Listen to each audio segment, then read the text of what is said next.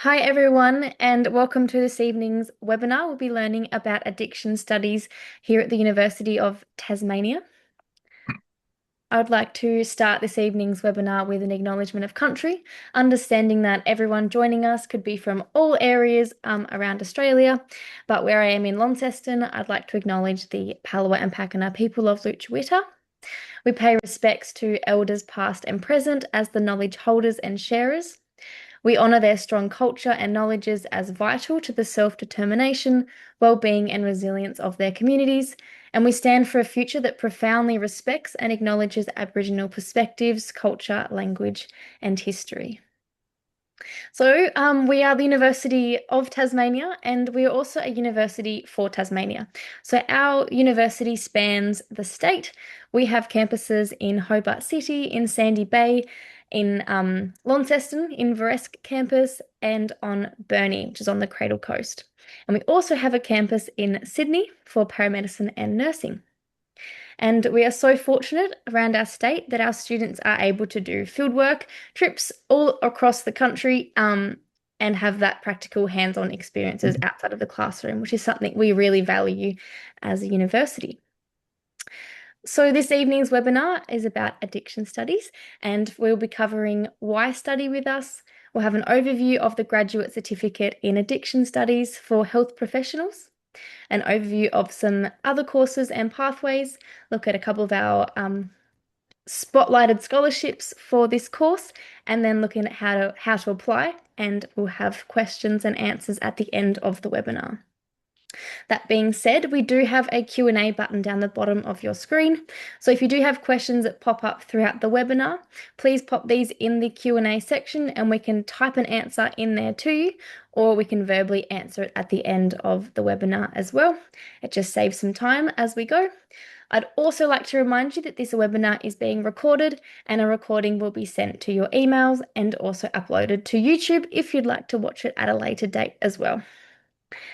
So moving along to the main part of this evening's webinar, I'd like to introduce our course coordinator and specialisation lead for addiction studies, Dr. Dinette McCain and Dr. Greg Gordon. So I'd like to pass over now for why study with the University of Tasmania. Thanks, Lily. And yeah, it's great to have you with us this evening, everyone. Next slide, thanks, Lily.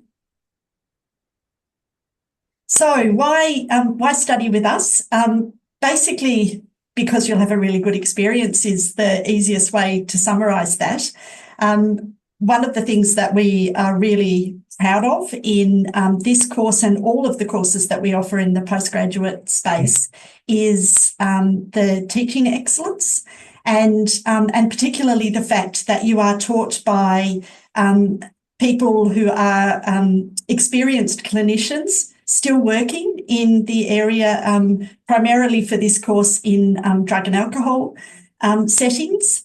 And so they're bringing with them that wealth of experience and acknowledging that you're also coming into the course with your own experience and backgrounds. And so it's really that partnership of working together to expand your learning and knowledge.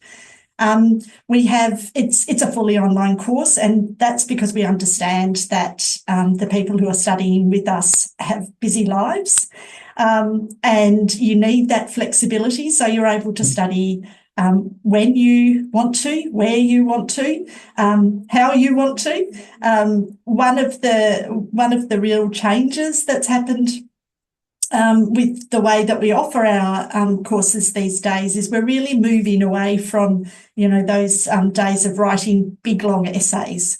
So all of the assessment tasks that you are doing, and Greg will talk a bit more to this, they're really linked to your practice and very authentic assessments is what we call them. So assessments that will be useful for you in your practice and really expand your practice, and we hope improve health outcomes as a result. And we do offer generous scholarships, which we'll talk about at the end. This is kind of the brag slide, but it's because we're really proud of our student experience survey results. So this is a national survey that is done. It's not an internal survey, and what we learn from our students who complete this survey is that they really are highly satisfied with their experience of studying with us. They really value the quality of the teaching and the engagement. They're very satisfied with the learning resources that are provided, and really importantly, we think is that they're highly satisfied with the knowledge and skills that they gain through the course and then apply to their practice. So I'm just going to hand over to Greg to provide a bit of an overview of the course, and then I'll come back and have a talk to you about some of the pathways once you've done the course if you're interested in further study. Thanks. Thanks, Dinah, and really glad all of you could attend tonight. The Graduate Certificate in Addiction Studies is a fully online course, as Dinah said, and it can take a year if you do 2 units per semester, or it can take a maximum of 3 years if you want to do it part-time. So it's really geared around your work. A lot of the students will be working. In fact, one of the entry requirements is that you're working in a healthcare setting, including but not limited to a hospital or something similar to that, as it says in the instructions. It doesn't mean that you necessarily need to be working specifically in addiction treatment or anything like that, but you need to be working in a healthcare environment where you've got exposure to these things. The applicants, as Dinah will talk about what you need in order to apply for the course itself a little bit later on. Can we go to the next slide, Lily? So the course itself is divided into 4 units. So you can do 2 a semester, 1 a semester, but you can't do any more than that. So it's designed so that the first unit will mean that you're looking at the policies and the strategies that directly impact the sustainable provision of addiction services. So the first one is looking at, for example, why people become or develop addictive disorders. How many people in Australia have addictive disorders? What are the factors that lead towards that? What is the impact of that on society? How do services develop? How do governments manage addictive disorders? What strategies, what frameworks and things are in place? The second unit, which is there as CNA 548, you'll have a look at how do you assess addictions? What's the biopsychosocial assessment of both substance use disorders and other addictive behaviours? And we'll be using sort of an evidence-informed approach to both the assessment itself and also how to develop management strategies. We'll also have a look at sort of what are the laws around that directly and indirectly affect addiction assessment and treatment. Then later in the course, we'll have a look at how does treatment itself occur. So we'll have a look at what happens once you've assessed somebody, what kind of treatments work, what treatments don't work, how does it feel for the client? Are there differences across the lifespan? We'll be looking at evidence-based interventions for both drug and alcohol services and other addiction services. And including in this one, we'll look at things like opioid pharmacotherapies, things like methadone and buprenorphine, and how that impacts somebody's life, but also what's the best evidence-based sort of strategies in order to help support somebody going through that treatment.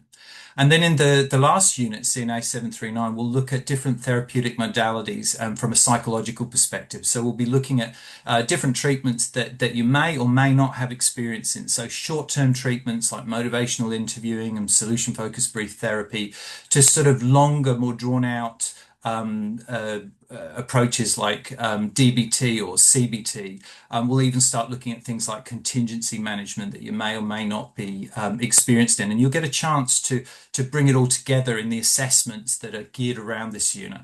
So in terms of the assessments for this unit, there's usually 3 for each of the units. The first is a small sort of hurdle assessment where you can do a post and you'll comment on another student's post, but we won't have big long essays. We'll have reflections that you can do where you'll look at, for example, some of the questions that are posed or some of the practices that are suggested, and you'll write your reflections. We'll also have what we call interactive oral presentations or assessments, where you'll have a chance to, instead of writing things down in big, long academic essays, you'll have a chance to express and explain the knowledge that you develop and to sort of bring in all your wealth of experience that you have from your workplace. We go to the next one.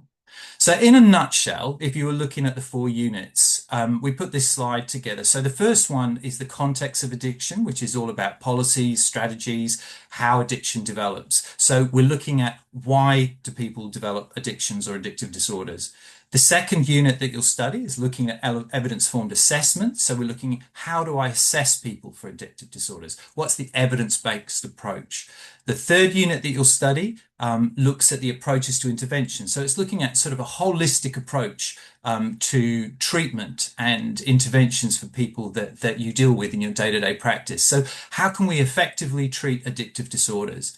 And the fourth one, is psychological therapies. So like I said before, we'll be looking at an understanding of and planning for a whole range of different therapies that you may not be familiar with, or you may be quite familiar with.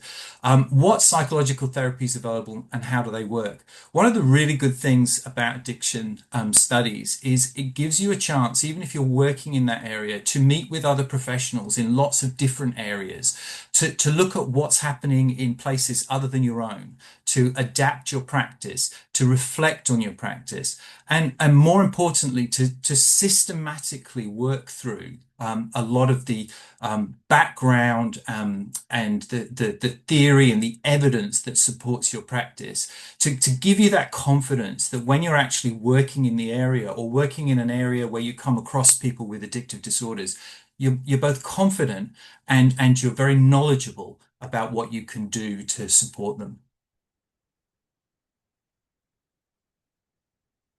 I'm going to hand back over to Dinah now for the overview of other courses. Yeah, I'll jump back in here. And just before I talk about other courses, I think just reinforcing what Greg was saying, I think sometimes we hear from students that they are a bit nervous about coming to into study and wondering, what supports are available. And so I guess just to reassure potential students that there are a lot of supports available, both to support your learning, but also to, help you negotiate the technology that we're using. And we are getting really positive feedback from students about the change to the way that we're assessing, and particularly the oral assessments. So while that might sound a little bit daunting, that you're meeting with a tutor, what students really enjoy is that they are meeting with, either Greg, who's the unit coordinator, or one of the tutors, and having a conversation with them as part of the assessment. And it's really strengthening the learning, and particularly for people who don't love writing large essays. So yeah, a lot of support available, and just really encourage you to reach out if you think that you need some support, or if you have any questions.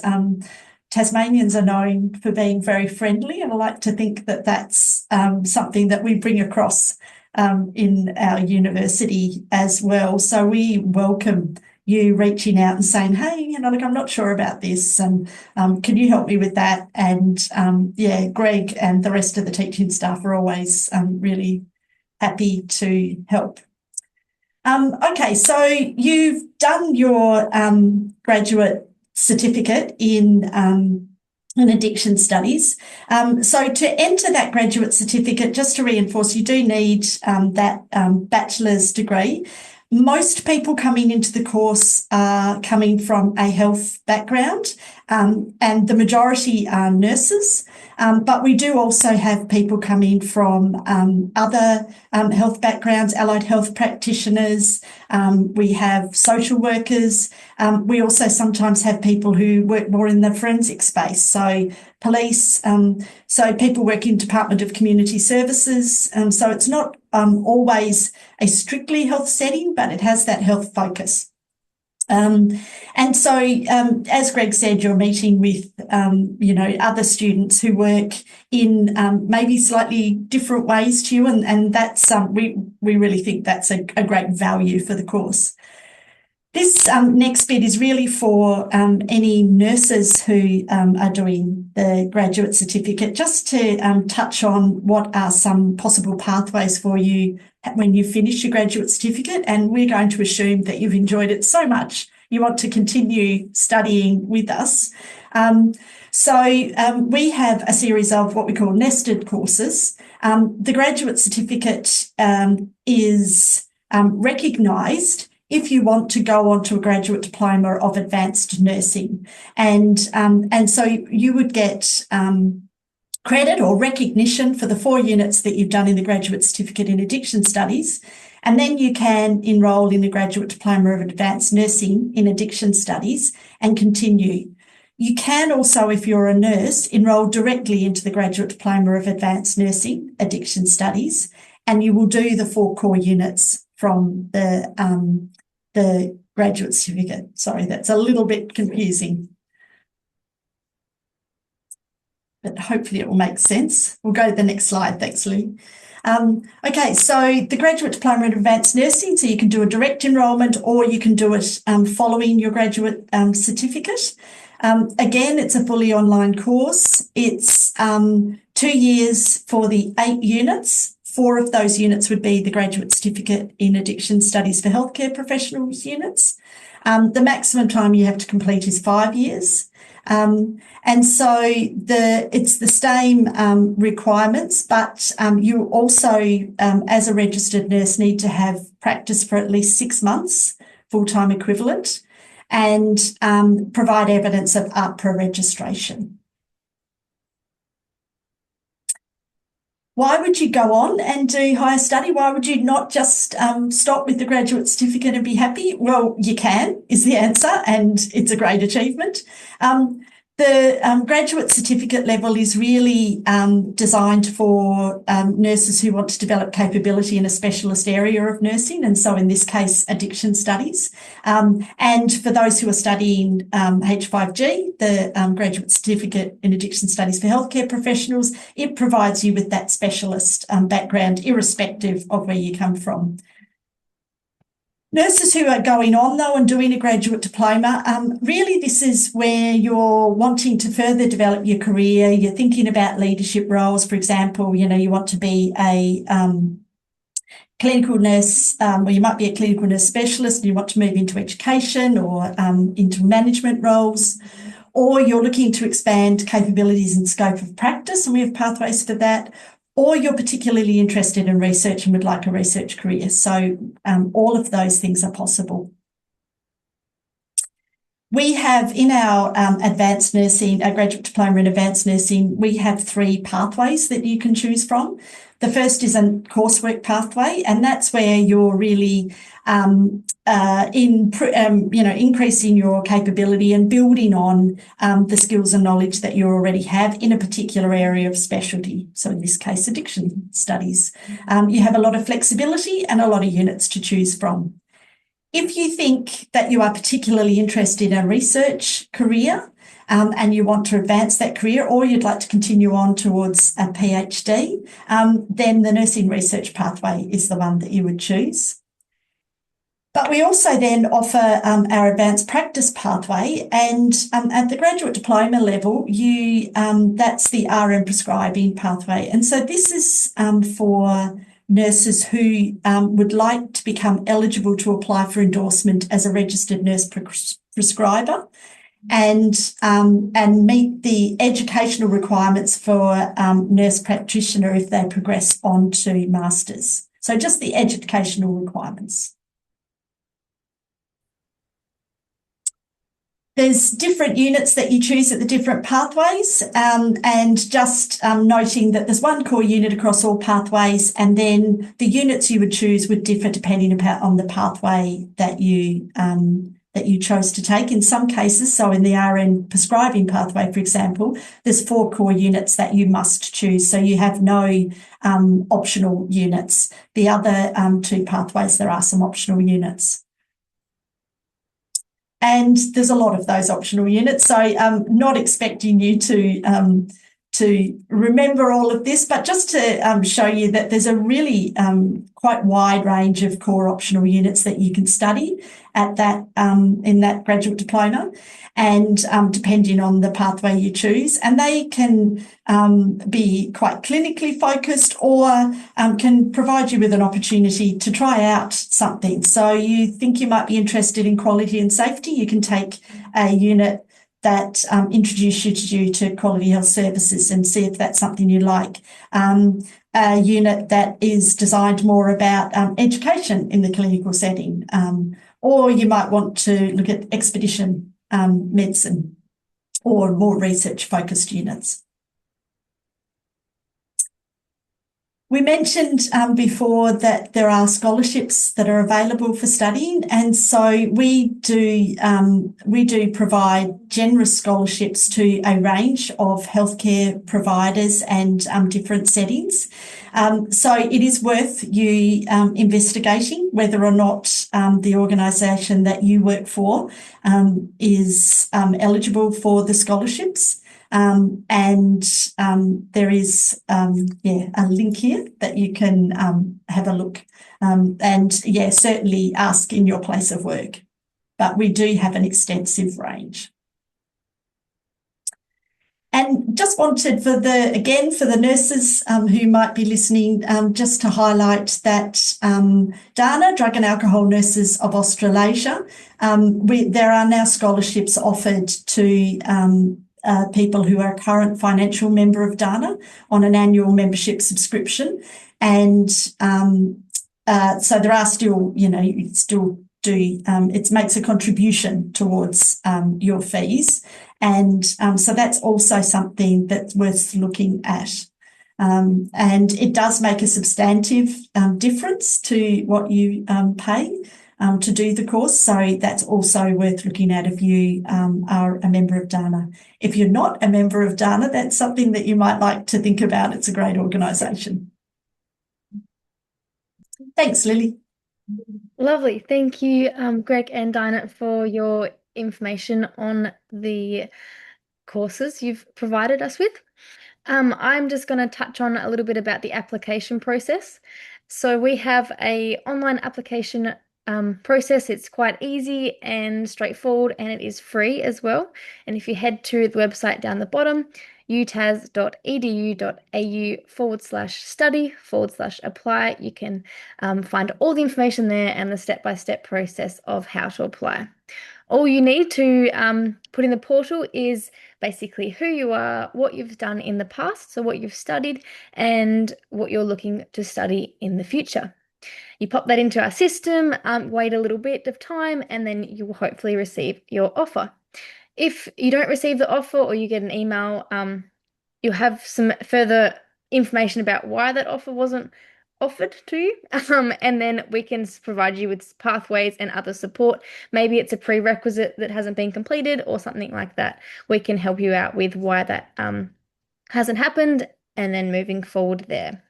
And then enrolment. So enrolment for next year is open at the moment, and we can provide you with support if you do need selecting your units for that process or working out how to use the website and all those kind of things. If you do need any support throughout all of these 3 key processes, please do reach out and we can provide you with support, or someone will be able to help you for sure. Semester 1 key dates. Done. Did you have anything to say with this one, or is that just an overview? It's not specific to the course. No, but I'd just highlight, so the deadline for semester 1, so this course, the Graduate Certificate in Addiction Studies, is a semester 1 intake only. So the deadline for that application is the 20th of February. But just noting that the semester actually commences on the 23rd of February, so I'd really recommend strongly that you don't leave it until the last minute to apply, because you really want to be able to hit the ground running, be there right at the start of the semester. Otherwise, you kind of start on the back foot and you can feel a bit behind. So enrolments are open now, and the sooner you apply, the quicker you can get that offer and can get that enrolment sorted. And then if there are any issues, you can iron them out well in advance. Plus, all the festive season is approaching, and that tends to take people's attention. So, so do it now. The only other date that I would just note is the semester one census date of the 17th of March. Census date is the date where you can withdraw from a unit prior to that date, and you don't incur a financial or academic penalty. It's as though you were never there. And where this can be important is that some people do start the semester doing 2 units, and then once you get into it and have a look at it, you think, oh, this is going to be a bit more than I thought.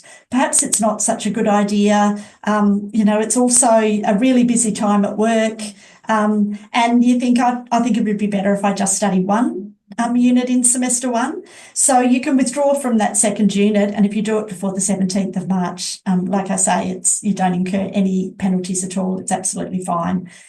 So that's just something that's worth considering. It is important that that you do have a manageable workload. We know how busy practice can be, and how busy people's lives can be. So, studying 1 or 2 units is an important decision for you to make. And then the semester ends on the 14th of June, but just noting that you may have some assessment tasks in that first week or 2 after. So don't book your holiday for the 15th of June. Wait for a little week or 2. That's probably all for the key dates, I think, Lily. Thank you. Touching on support, we have a wide range of supports available to all our students, whether this be study support, career guidance, or counselling and wellbeing support as well. We have many support services, student advisors, and learning workshops available through our student portal. And you can also get in touch with, I'm sure, any of the academics in your course who can direct you to services within that course or within the broader university as well. We have our Career Connect service through your student portal as well, which can help you with resume writing and tips for interviews and finding jobs as well. You can talk to our Uni Connect team with any questions about finding that portal. And then we also have counselling and wellbeing services to all our students, whether these be help with academic concerns or personal concerns as well. And finally, our Q&A section of tonight's webinar. So please, if anyone has any questions, feel free to pop them in the Q&A box down the bottom of your screen. But otherwise, did you have any questions come through, Greg or Dinah? Now, I might just because you were talking about support, Lily, might just reinforce to people how important it is to reach out. One of the I guess worst things for us as staff is if you find out that a student has been having difficulties, but doesn't reach out until the end of the semester or after an assessment task is due, and we still try and support you, but we'd really hope that you would reach out well before that, just to say why things are happening, why things are difficult. We do really understand that people have busy lives, and so your assessment has a due date, but we are very give extensions very readily, and so if you need a few more days to get your assessment task done, just ask that you email the unit coordinator and ask. You don't have to go to the doctor and get a medical certificate or anything like that. So these are the ways that we just try and help you balance your life and study. But please reach out. Thank you for that. I've had a few questions of people that are looking to study, and a lot of people sort of share that they haven't studied for a long time. And I think in postgraduate study, that's often the case. You know, you've taken a break, you've been working, it's been a while since you've studied. So people are afraid of coming online. They're worried about referencing. They're worried about um, studying online and not knowing how to use the computer systems. There is so much support around that at UTAS. This is something that they've done for a long time, and there's a lot of supports that are available. And remember that you won't be alone in this. There'll be a lot of people coming from the same backgrounds. They'll all be working together in order to sort of learn how to use the computer systems. They're very user friendly, but the most important thing to remember is that you will be supported through that. You're not going to be left alone to try and work it out when you're working from home on the computer. It's a very supportive network, and there's lots of webinars. There's lots of sort of places that you can drop in and talk to other people as well. So you don't feel alone in the same way when you're studying online, because you meet people from all over the country. So remember that this course, although it's based from the University of Tasmania, you meet people from all over the country, all walks of life, all different areas, particularly in addictions treatment, where there is such a variety of places that you can work.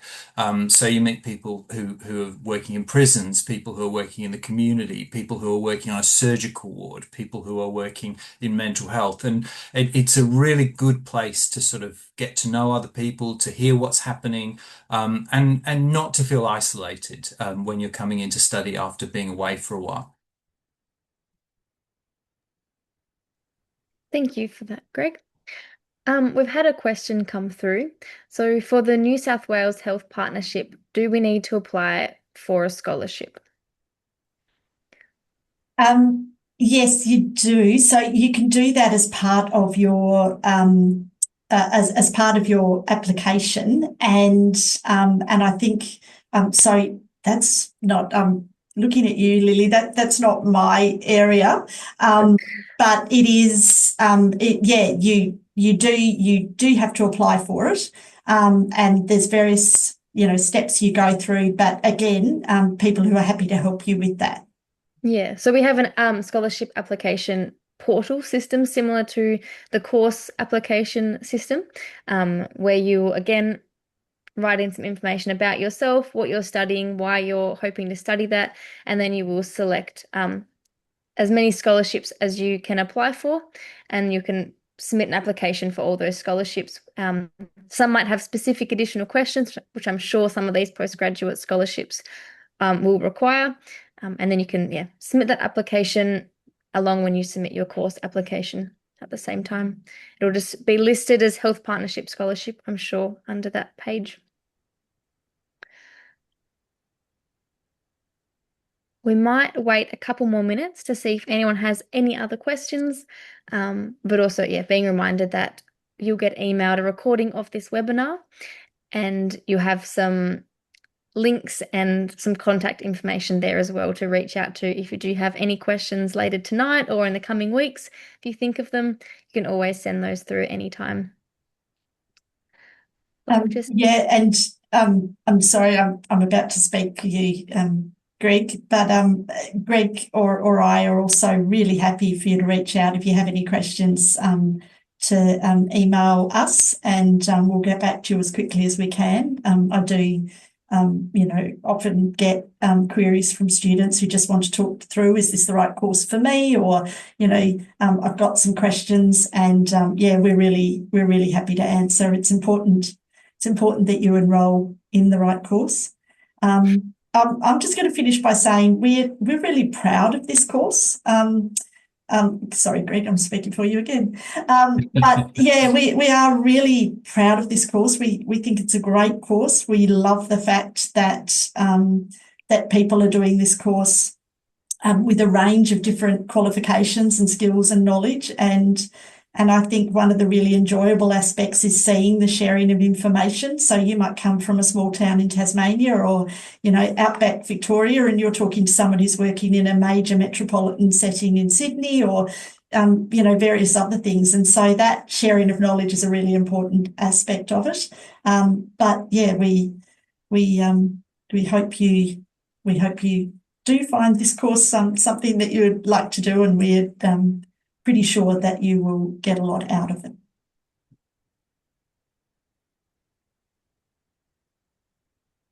Amazing. Thank you, Dinah. We might end. Oh, I think we've had another question. Does the course have tutorial times we are required to attend, or is it more self-paced? Okay, so there are the course is made up of modules that you'll access online through your login through UTAS, and you'll have the information, and you can work through that at your own pace. But you'll be given a schedule which will sort of guide you through what you're meant to be learning each week and when the assessments are due, and there'll also be a series of webinars that you can either attend, and we try to gear them around times where, I mean, obviously it's an Australia-wide sort of population of students, so there's time differences in different states and people work different hours. But we record all of the webinars, so you'll be told when the webinars are right up front when you start the course. That will have the dates and the times of the webinars and how to log on to the Zoom webinars. But they'll all be recorded. They're all put online the next day so that you can watch them at your leisure if you're unable to attend. We also run some drop-in webinars as well. So if students are finding something particularly difficult or have something they want to share, or something that they feel, would add to the course content, we can run drop-in webinars. We'll also run some little other smaller drop-in webinars that you can attend about the assessments really specifically, so we can draw out exactly what's going to happen and what's expected. So you can work ahead. You'll be able to work ahead to some extent at your own pace. So if you're one of those people that just likes to get down and just really work through lots of content and then have a bit of a break and then work through more, there's an opportunity to do that to some extent. But if you're not, and you're somebody that likes to sort of stick to a pattern and work through in sort of process, then you'll be given very clear instructions of what's expected each week in terms of the content, and where we're leading to in terms of the assessments, when they're due, and all of those questions. I hope that answers your question.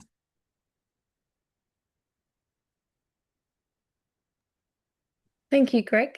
That was great. We'll wait a couple more minutes, see if any more come through. Did you have anything else either of you would like to add about the course, or any other questions you've had previously? Just popped you on the spot. No, not so much a question, but I have had a number of students, particularly sort of this year, talking about how they've really enjoyed the content of the course, and how it's really helped them professionally, so that they've been able to sort of try different things, try different sort of psychological therapies in their practice, try different approaches, and change their understanding. And I always find that especially as an academic, very rewarding. But I think that it speaks a lot to the content of the course, and the way that the UTAS runs these postgraduate specialization courses. You have people involved in both the development and the teaching who are already working in those areas, and that sort of leads to a very sort of specific and current approach to what we're doing. And I think having people together who are talking, who are also working in that area, really will lead to a real confidence to make some changes in what you're doing. And that's some of the feedback that I've got. That's great. Thank you for sharing that information. Mhm. It is lovely to hear information like that, stories like that from students who have enjoyed Mhm. their studies. Um, well, we might end there. Thank you everyone for attending. And thank you very much to Dinah and Greg for all the information you've shared about diction studies here at UTAS. Hope you'll have a lovely night, and a reminder that this webinar will be sent to your emails um, in the next couple of weeks, and you'll have some information with who to contact if you do have any questions. Please reach out anytime. As Dinah said earlier, we are hopefully quite friendly, and yeah, we'd love to support you in any way that we can. Thank you very much. Have a great night. Bye. Thanks, everyone. Thanks, Lou. Thank you.